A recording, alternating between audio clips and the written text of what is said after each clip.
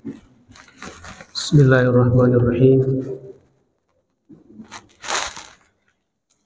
Assalamualaikum warahmatullahi wabarakatuh.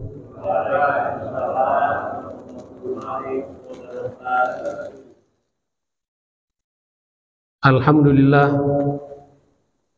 alhamdulillahi rabbil alamin. Wa bihi nasta'inu ala umuri dunya waddin.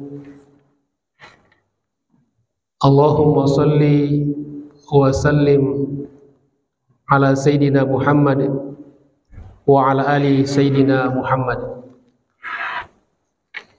Subhanaka la ilma lana illa ma 'allamtana innaka antal alimul hakim. Allahumma 'allimna ma yanfa'una wa anfa'na bima 'allamtana. Rabbana zidna ilman warzuqna fahman. Rabbi shrah li sadri wa yassir li amri wahlul 'uqdatam min lisani yafqahu qawli, amma ba'd. Ma'asyiral muslimin wal muslimat rahimakumullah. Bapak Ibu yang saya hormati, wabil khusus para asatid, para orang tua, tokoh masyarakat, segenap pengurus DKM Masjid Al-Muhajirin yang kita cintai ini, serta Bapak Ibu sekalian jamaah salat subuh dan majelis taklim, ya insya Allah semua kita senantiasa dimuliakan dan dirahmati Allah Subhanahu wa ta'ala. Apa kabar semuanya? Sehat ya? Alhamdulillah, puji syukur kita panjatkan kepada Allah Subhanahu wa ta'ala. Setelah kita sholat subuh berjamaah, mudah-mudahan Allah terima sholat kita dan ibadah-ibadah kita yang lainnya. Maka seperti biasa, setiap bulan kita menghadiri majelis taklim dengan pembahasan kitab At-Tadhkirah yang ditulis oleh Al-Imam Al-Qurtubi, wafat 671 Hijriah. Tapi sebelum kita mulai pelajaran, seperti biasa saya ingatkan, mari kita meluruskan niat kita. Pertama, kita niatkan untuk i'tikaf di masjid, agar duduk-duduk kita insya Allah bernilai pahala di sisi Allah Subhanahu wa ta'ala. Yang kedua, kita niatkan silaturrahim. Mudah-mudahan dengan silaturrahim Allah Subhanahu wa ta'ala lapangkan rezeki kita dan panjangkan umur kita. Dan yang tidak kalah pentingnya adalah talabul ilmi atau belajar, yang merupakan fardu atau kewajiban bagi setiap muslim. Jadi menghadiri majelis taklim bukan sekedar mengisi waktu luang kita karena kebetulan libur, tetapi memang kita sedang menunaikan kewajiban, seperti halnya kewajiban sholat dan kewajiban-kewajiban yang lainnya. Kata Nabi SAW, talabul ilmi faridatun ala kulli muslimin. Belajar atau mencari ilmu adalah kewajiban, fardu atas setiap muslim. Dan belajar tidak ada waktu tertentu, tetapi selama kita hidup. Kata Nabi, talabul ilmi, belajar mencari ilmu, minal mahdi ilal lahdi, dari buayan sampai ke liang lahat. Mudah-mudahan Allah Subhanahu wa taala jadikan ilmu yang kita pelajari menjadi ilmu yang bermanfaat dan penuh berkah dunia akhirat. Amin ya rabbal alamin. Jamaah sekalian yang saya hormati, selanjutnya mari kita mulai pelajaran kita. Sekarang kita membahas satu bab, satu tema, yaitu ma jaa annal insana yubla wa ya'kuluhu turabu illa ajabudz dzambi wa ajsadul anbiya'i alaihimus salatu wassalam wasyuhada. Jadi bab ini membahas bahwa manusia akan hancur tubuhnya setelah wafat. Wa ya'kuluhu turab, jasadnya akan dimakan tanah. Illa, kecuali ajabudz dzambi, tulang ekor. Wa ajsadul anbiya, dan jasadnya para nabi. Wasyuhada'i, dan para orang-orang yang mati syahid, yang mati di medan perang. Itu tema yang akan kita bahas pada kesempatan ini insyaallah.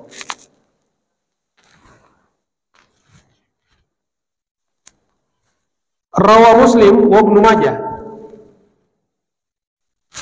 Pertama, Al-Imam Al-Qurtubi mengutip sebuah hadis yang diriwayatkan oleh Imam Muslim dan Ibnu Majah. Kata Nabi, laisa minal insani syai'un illa yubla. Tidak ada bagian dari tubuh manusia, maksudnya setelah wafat, setelah dikuburkan, kecuali hancur. Illa, kecuali, dikecualikan, azmun wahidun, satu tulang. Wa huwa ajabudz dzambi, yaitu tulang ekor. Tulang ekor. Jadi dalam penelitian bahwa ternyata memang tulang ekor manusia tidak hancur secara umum ya. Kemudian kata Nabi, wa minhu yurakkabul khalqu yaumal qiyamah. Dan dari tulang ekor itulah kemudian ciptaan manusia dibentuk kembali, akan dibentuk kembali seperti sedia kala. Wa fi riwayatin, dan dalam satu riwayat, minhu khuliqa, dari tulang ekor itu dia diciptakan, manusia diciptakan. Wa minhu yurakkabul khalqu yaumal qiyamah, dan dari itu pula lah kelak di hari kiamat akan dibentuk kembali ciptaannya. Ini hadis riwayat Al-Bukhari di dalam bab 3 ketika menjelaskan tafsir surat Az-Zumar ayat 39. Kemudian Imam Muslim dalam kitab Fitan hadis 141, 142 dan 143. Ya, itu tentang tulang ekor.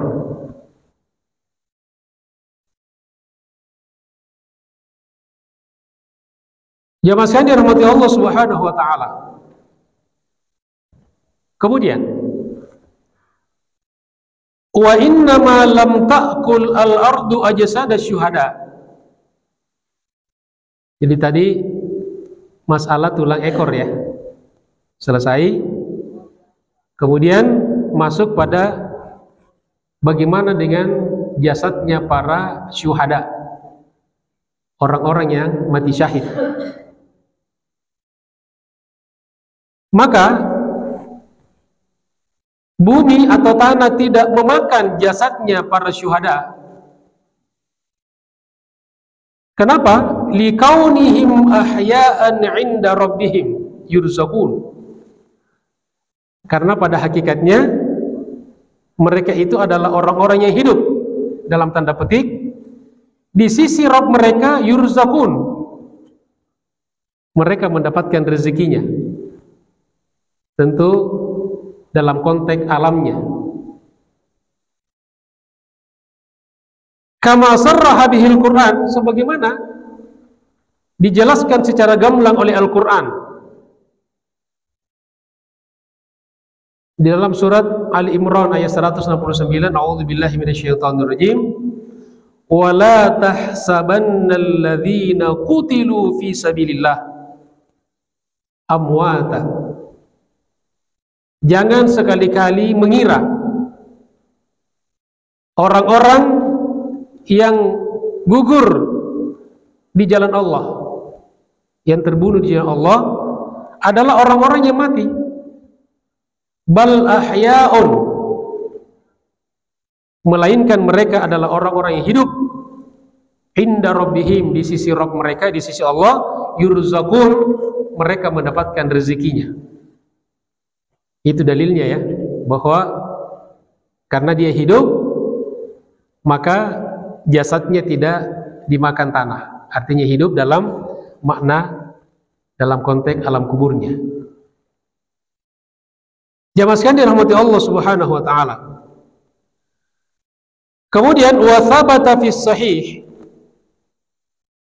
juga di dalam hadis yang sahih, anna Amru ibn al-Jamuh wa Abdullah ibn Amr al-Ansariyain, sesungguhnya Amr bin al-Jamuh dan Abdullah ibn Amr, dua-duanya adalah orang dari golongan Ansar. Ansar itu dari Madinah, kalau Muhajirin dari Makkah. Nah, dua orang Ansar ini dufina fi qabrin wahidin yauma Uhudin. Keduanya dikuburkan dalam satu lubang, dalam satu kubur pada perang Uhud. Jadi mereka ini adalah orang-orang yang gugur mati syahid di perang Uhud. Lalu keduanya ini dikuburkan bersamaan. Jadi ini juga diantara dalil bahwa kita boleh menguburkan lebih dari satu orang dalam satu kuburan. Misalnya ada satu keluarga meninggal bersamaan misalnya, maka dibolehkan dikuburkan dalam satu lubang. Kemudian fahasara sailu an qabrihima. Lalu ketika itu terjadi banjir yang kemudian mengikis kuburan mereka. Seperti kita ketahui, Bapak Ibu sekalian yang pernah ke Madinah, pernah ziarah ke Uhud, itu memang jalur lembah. Di kaki bukit Uhud itu jalur air ya, sampai sekarang. Makanya kalau kita masuk di dekat Bukit Ar-Rumah, Bukit Pemana, itu ada jembatan ya. Kalau ada jembatan berarti ada aliran air, ada sungai. Nah, kemudian banjir mengikis kuburan keduanya. Fahafaru alaihima. Lalu orang-orang setelah melihat kuburan itu tergerus, dikhawatirkan nanti hilang, maka mereka kemudian menggali. Untuk apa? Liyangkula ila makanin akhar. Tujuannya untuk dipindahkan ke tempat yang lebih aman. Jadi ini juga satu dalil bahwa boleh memindahkan kuburan kalau ada tujuannya, ada kepentingan yang besar, ada kemaslahatan besar. Nah, kemudian lalu dilakukanlah penggalian. Fawujida lam yataghayyara, dan keduanya ditemukan tidak berubah sama sekali. Jadi jasadnya itu tidak rusak, tidak berubah. Masya Allah. Ka'annahuma mata bil amsi, seolah-olah keduanya meninggal kemarin. Wa kana ahaduhuma, dan salah satu dari keduanya qad juriha, waktu itu terluka, fa wada'a yadahu ala jurhihi, lalu dia meletakkan tangannya di tempat lukanya, fadufina wa huwa kadzalik, dan dikuburkan dalam kondisi dia sedang memegang lukanya. Fakanu yarfa'una yadahu 'anil jurhi, lalu ketika digali, orang-orang yang menggali kuburannya itu kemudian mengangkat tangannya dari luka jenazah tersebut. Fatarji'u ila ma kanat, lalu setelah itu tangannya kembali lagi menutupi lukanya. Jadi dia bergerak menutupi lukanya. Masya Allah. Dan itu kapan terjadi ya mas kalian? Wa dzalika ba'da 46 sanatan, itu terjadi setelah 46 tahun min waq'ati Uhudin, setelah terjadinya perang Uhud. 45 tahun jasadnya tidak berubah dan tidak hancur. Masya Allah, tabarakallah. Nah, kemudian wala farqa fi adamil bali. Di sini ingin dijelaskan apakah ada perbedaan antara orang-orang yang mati syahid dari umat Nabi dengan umat-umat sebelum umat Nabi, umat-umat para nabi-nabi sebelumnya. Nah, lalu beliau mengatakan tidak ada perbedaan di dalam persoalan tidak hancurnya lisyahidi baina syuhadaina, antara orang-orang mati syahid dari kita umat Nabi Muhammad sallallahu alaihi wasallam wa syuhada'il umamis salifah, dengan orang-orang yang mati syahid dari umat-umat sebelumnya, alladzina jahadu ma'anbiya'ihim, mereka orang-orang yang berjihad bersama para nabi-nabi mereka, wa matu fil qitali, dan mereka gugur, mereka wafat, mereka syahid di dalam pertempuran. Jadi tidak ada bedanya, artinya sama saja, sama-sama tidak hancur dan sama-sama hidup dalam tanda petik. Apa dalilnya? Dalilnya ma sahha fit Tirmidzi,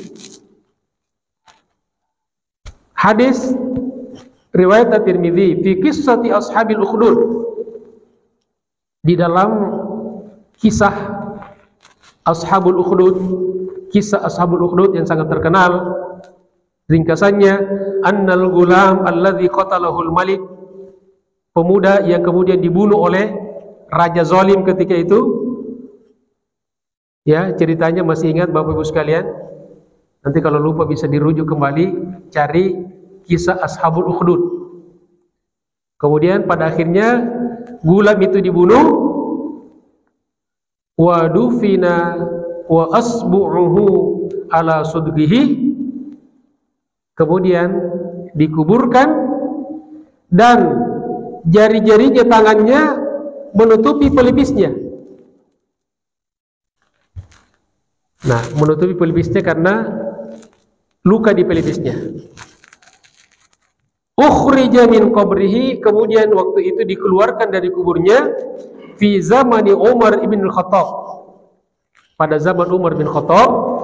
Fawajadu asbu'ahu, lalu orang-orang yang menggali kuburannya menemukan jari-jarinya, tangannya, ala sudbihi, tetap berada pada pelipisnya, kama wada'aha hina kutila, sebagaimana dia letakkan ketika terbunuh. Dan kapan terjadi Ashabul Ukhdud?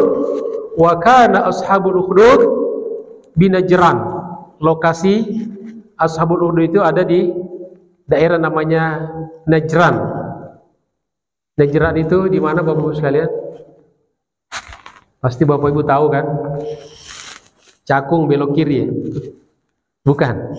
Najran itu adalah di bagian selatan Arab Saudi atau Saudi Arabia, di daerah pegunungan. Kapan terjadinya? Fi ayyamil fatrah, yaitu pada masa fatrah. Ada masa fatrah baina Isa wa Muhammad sallallahu alaihi wasallam, kama fi sahih Muslim, sebagaimana dijelaskan dalam sahih Muslim.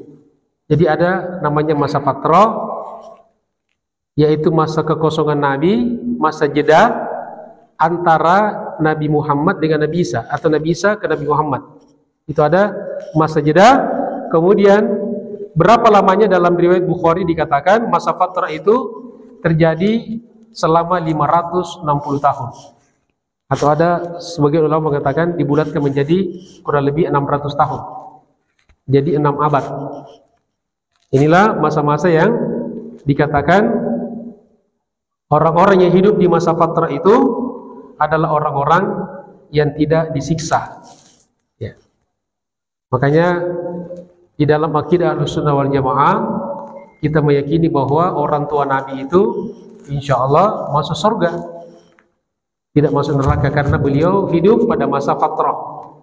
Sebagaimana dijelaskan dalam Al-Quran surah Al-Isra ayat 15, kata Allah subhanahu wa ta'ala, wa ma kunna mu'adzibina hatta naba'atha rasulah, dan kami tidak menyiksa sampai kami mengutus Rasul. Yang dimaksud di situ kata ulama adalah masa fatrah antara Nabi Isa sampai Nabi Muhammad sallallahu alaihi wasallam.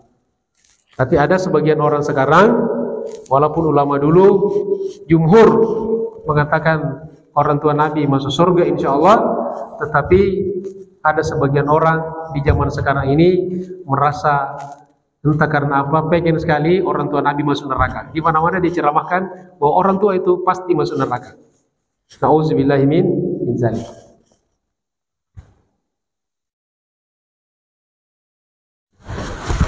Jamaah sekalian dirahmati Allah Subhanahu wa taala. Kemudian warawa naqalatul akhbar, juga diriwayatkan dari beberapa periwayat, anna Muawiyah lamma ajral ain. Ini ada satu kisah lagi riwayat bahwa Muawiyah bin Sufyan wafat tahun 60 Hijriah, wafat di Damaskus. Ketika ingin mengalirkan air allati istanbataha bil Madinah, jadi beliau ketika itu punya satu proyek ketika menjadi khalifah, Jadi dari dulu itu memang pemimpin fokus kepada bagaimana memenuhi kebutuhan-kebutuhan pokok masyarakat. Kebutuhan air, pangan, atau kalau kita sekarang sembako, itu dulu deh, kesehatannya, ya keamanannya, itu dulu yang harus dibenahi itu. Nah, salah satu program Muawiyah ketika menjadi khalifah adalah air yang diambil dari mata air di Madinah itu kemudian disalurkan, dibuatkan saluran, dan pas fi wasatil maqbarah, lokasi salurannya itu terpaksa harus melalui kuburan. Kemudian wa amaron nasa bitahwili mautahum, lalu beliau memerintahkan kepada keluarga yang punya kuburan di situ agar mereka memindahkan kuburannya. Jadi ini juga, jadi pemimpin punya hak untuk memerintahkan kepada keluarga si mayit atau yang punya kuburan di satu lokasi, kalau memang kuburan itu terpaksa harus dipindahkan karena ada satu proyek yang berkaitan dengan kepentingan orang banyak. Jadi kuburan boleh dipindahkan. Jadi bukan dihilangkan ya, bukan dimusnahkan, tapi dipindahkan, direlokasi namanya. Wa dzalika fi ayyami khilafatihi, itu pada masa pemerintahan beliau. Wa ba'da Uhudin binahwin min khamsina sanatan, 50 tahun setelah perang Uhud. Ya, jadi beliau memerintah dan kemudian melakukan programnya itu 50 tahun setelah perang Uhud. Lalu apa yang terjadi ya mas kalian? Fawujidu ala halihim, ketika mulai digali kuburan mereka, maka orang-orang yang ada di dalam kuburan itu ditemukan dalam kondisinya seperti dulu. Ya. Jadi kayak tidak mati, kayak orang tidur saja. Setelah 50 tahun jemaah sekalian. Hatta innan nas ra'au al-misha asabat qadama Hamzah ibni Abdul Muttalib. Bahkan orang-orang yang melihat, yang bekerja, yang menggali itu melihat bahwa linggis salah satu pekerja itu mengenai kaki Hamzah bin Abdul Muttalib, paman Nabi. Fasalat damu minha, lalu keluar darah.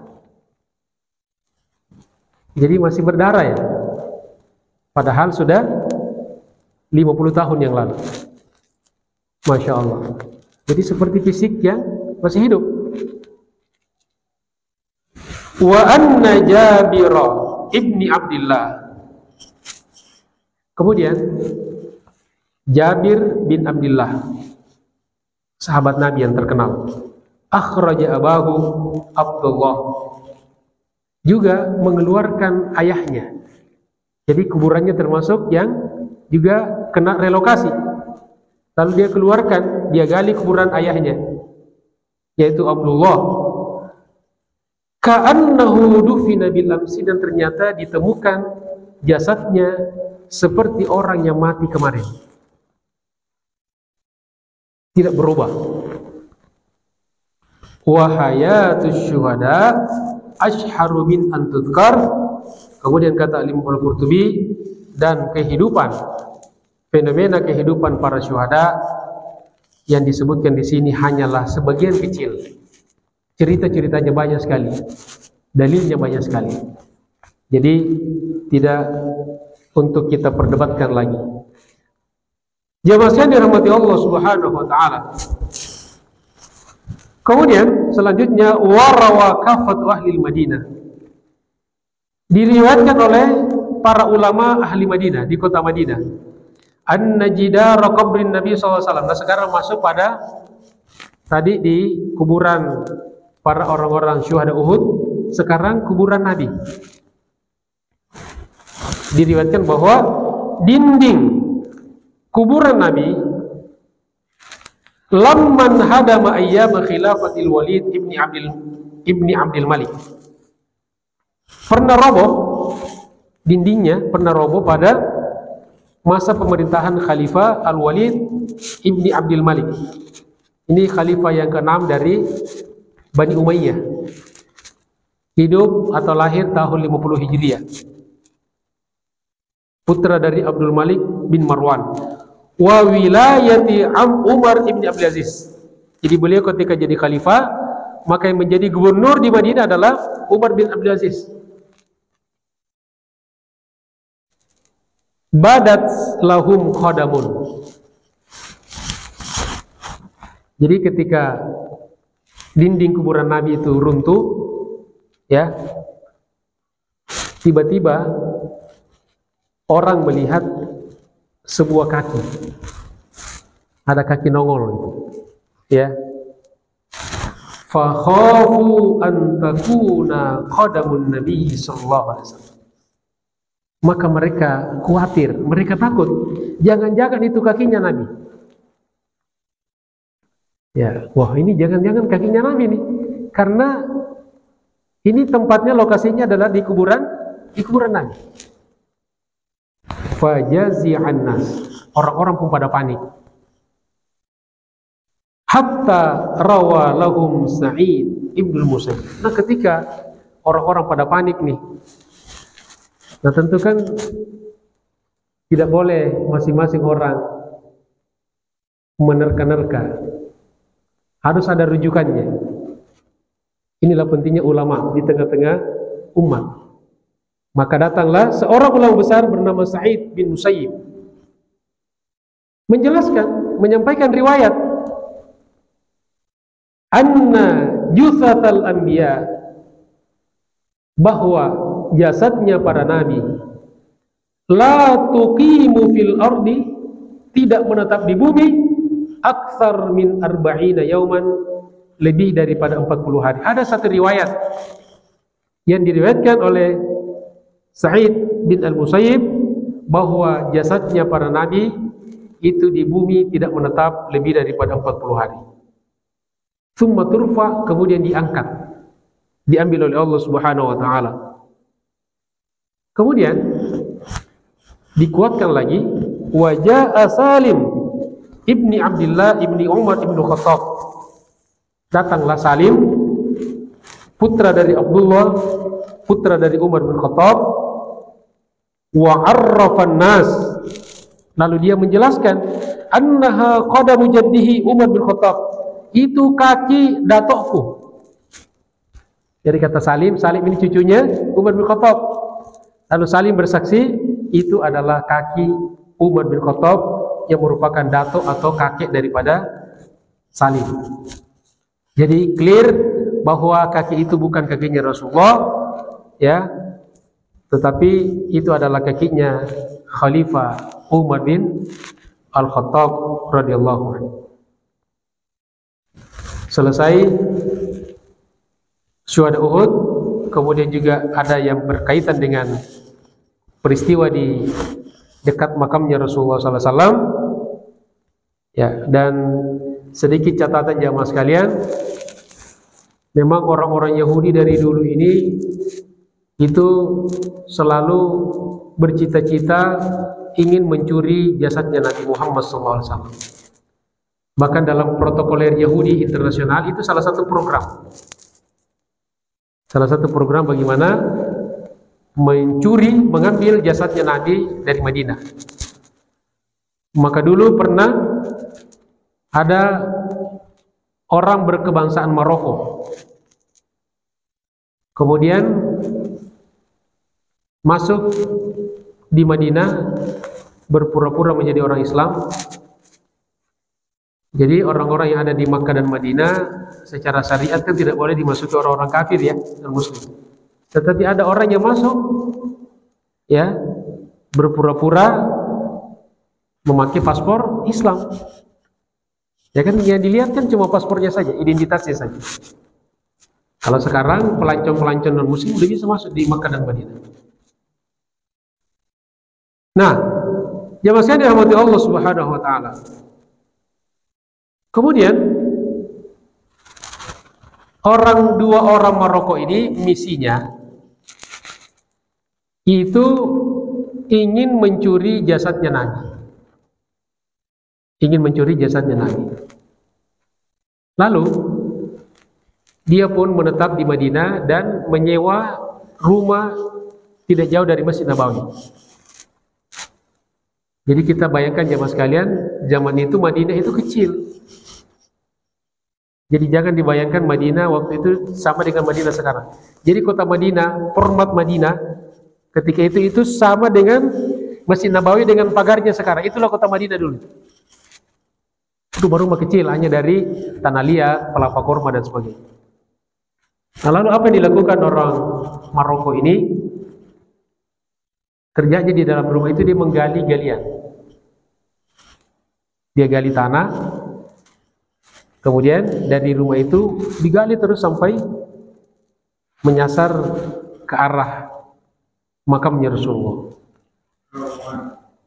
Dia buat semacam terowongan untuk bisa mengambil jasadnya Rasulullah SAW. Lalu apa terjadi jamaah sekalian? Ketika itu khalifah bermimpi bahwa Nabi datang kepada dia dan menyampaikan kepadanya bahwa ada hal yang sangat berbahaya di Madinah. Lalu dari mimpi itu khalifah ini jadi menjadi beban pikiran, apa kira-kira yang terjadi? Karena orang yang didatangi Nabi dalam mimpi tidak sembarangan ya.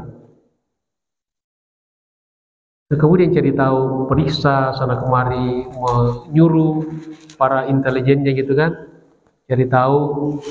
Ternyata ditemukan ada dua orang Maroko yang nyewa rumah di tidak jauh dari Masjid Nabawi. Ini yang terus dipantau. Akhirnya singkat cerita ditemukanlah bahwa orang itu sedang menggali terowongan menuju kepada masjid kuburan Nabi, dan setelah diinterogasi dia membuka rahasia misinya. Dia ditugaskan oleh protokoler Yahudi untuk mencuri jasad Nabi SAW, dan akhirnya ketika itu khalifah memvonis dia dengan hukuman mati. Jamaah sekalian rahmati Allah Subhanahu wa taala. Selesai cerita itu. Nah, kemudian masuk lagi bahwa selain tulang ekor, selain para syuhada, juga para nabi, siapa lagi yang jasadnya tidak akan dimakan tanah? Nah, maka di sini waruya diriwayatkan oleh Ibnu Majah dalam kitab Jihad bab 10. Nabi bersabda, "Al-muadzin al-muhtasib." Orang azan, ini salah satu keutamaan muazzin. Ya, orang yang azan, juru azan, yang senantiasa mengharapkan ridha Allah. Kal mutasyahhidi fi damihi, maka dia seperti orang yang mati syahid, orang yang mati di medan perang yang bersimbah darah. Ya. Wa immata lam yadud au lam yudawwad, dalam suatu riwayat, kalau dia mati maka jasadnya tidak akan dimakan cacing tanah, alias tidak dimakan oleh tanah.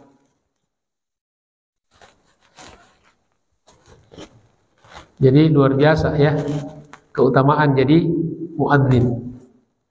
Tapi muazzinnya harus makanya kenapa kita sering saling mengingatkan bahwa pentingnya kita selalu meluruskan niat. Karena ini yang terpenting. Kalaupun setelah itu kita dapat dari embel-embel dunia, itu hanya bonus-bonus saja. Tapi tujuan pertamanya adalah mengharapkan ridha Allah Subhanahu wa ta'ala. Jangan sampai itu tujuan itu, niat itu bergeser kepada yang lain.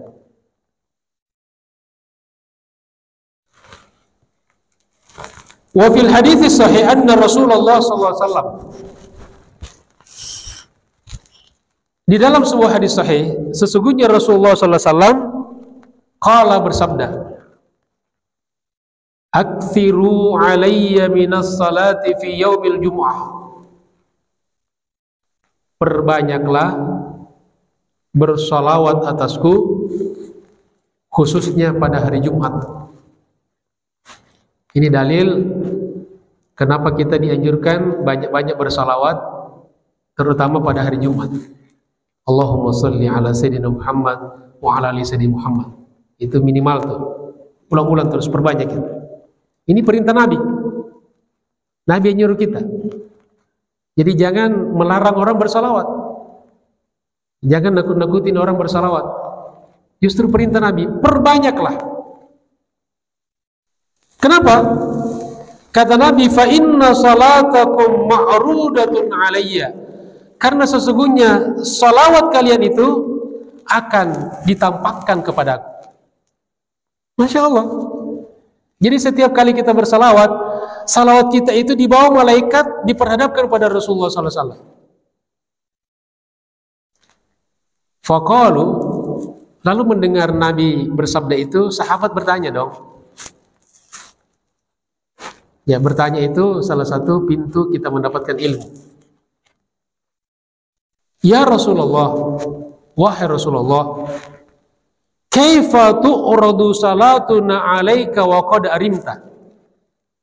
Bagaimana salawat kami diperlihatkan kepadamu, ditampakkan kepadamu, padahal engkau sudah hancur? Faqala, lalu Nabi menjawab, innallaha azza wa jalla, sesungguhnya Allah subhanahu wa ta'ala, harrama 'alal ard, telah mengharamkan atas tanah, atas bumi, antakula ajsad al-anbiya, untuk memakan jasadnya para nabi. Haram bagi tanah, Allah haramkan. Hadis riwayat Ibnu Majah. Wa fi hadzal hadis, nah kata beliau, hadis ini menunjukkan bahwa anna Rasulullah sallallahu alaihi wasallam hayyun fi qabrihi yurzaq, hidup di dalam alam kuburnya mendapatkan rezeki dari Allah Subhanahu wa taala, tentu dalam konteks alamnya. Jadi jangan khawatir ya bersalawat atas Nabi sallallahu alaihi wasallam. Jadi salawat kita itu didengarkan dan dilihat oleh Rasulullah sallallahu alaihi wasallam. Nah, kemudian di sini ada tadi untuk meluruskan riwayat sebelumnya dari Sa'id bin Al-Musayyib tentang nabi-nabi itu jasadnya hanya 40 hari di bumi, kemudian diangkat oleh Allah. Dan diluruskan nih, innal anbiya la yuqimuna fi kuburihim aktsar min 40 yawman, bahwa para nabi tidak menetap di kuburannya lebih daripada 40 hari. Nah, itu kata beliau, fi haqqi ghairi sayyidina Muhammad sallallahu alaihi wasallam. Itu berlaku untuk selain Nabi Muhammad sallallahu alaihi wasallam. Jadi tidak berlaku bagi Nabi. Nah, yang kedua, ini cara ulama memahami dalil.